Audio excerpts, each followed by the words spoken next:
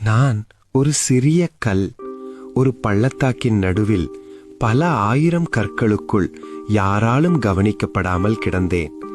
நாள்தோறும் படையினர் என்னை மிதித்து சென்றார்கள். தூசி என்னை மூடியது. யாருக்கும் நான் தேவையில்லை. ஒரு காலை ஒரு சிறுவன் அந்த ஆற்றங்கரைக்கு வந்தான். அவன் பெயர் தாவீது. அவன் குனிந்து கற்களை தேர்ந்தெடுக்க தொடங்கினான். திடீரென்று அவன் கை என்னை தொட்டது. அவன் என்னை எடுத்தான். அப்போது நான் ஆச்சரியப்பட்டேன். அங்கே என்னை விட பெரிய கற்கள் இருந்தன. ஆனால் அவன் 5 மென்மையான கற்களை எடுத்தான். அந்த நேரத்தில் நான் உணர்ந்தேன், உலகம் மறந்ததை தேவன் தேர்ந்தெடுக்கிறார். அங்கிருந்து நான் ஒரு சத்தத்தை கேட்டேன். ஒரு ராட்சசனின் குரல். அவன் பெயர் கோலியாத். அவன் கவசம் சத்தமிட்டது. அவன் ஈட்டி மின்னியது.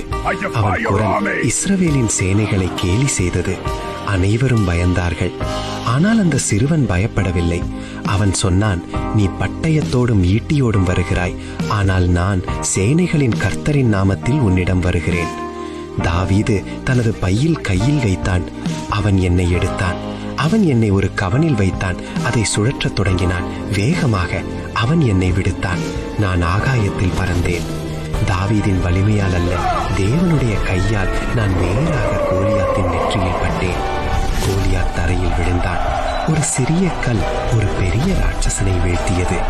வீடு கட்டுகிறவர்கள் ஆகாதென்று தள்ளின கல்லே மூளைக்கு தலைக்கல்லாயிற்று. அது கர்த்தராலே ஆயிற்று. அது நம்முடைய கண்களுக்கு ஆச்சரியமாயிருக்கிறது. சங்கீதம் 118:22-23. நீங்கள் சிறியவராக உணர்ந்தால் நினைவில் கொள்ளுங்கள், பள்ளத்தாக்கில் யாரும் பார்க்காத ஒரு கல் ஒரு நாள் வரலாற்றை மாற்றியது. அதே போல மனிதர்கள் நிராகரித்த கல்லாகிய உங்களை மூளைக்கு தலைக்கல்லாய் தேவன் மாற்றுவார். Download ShareChat.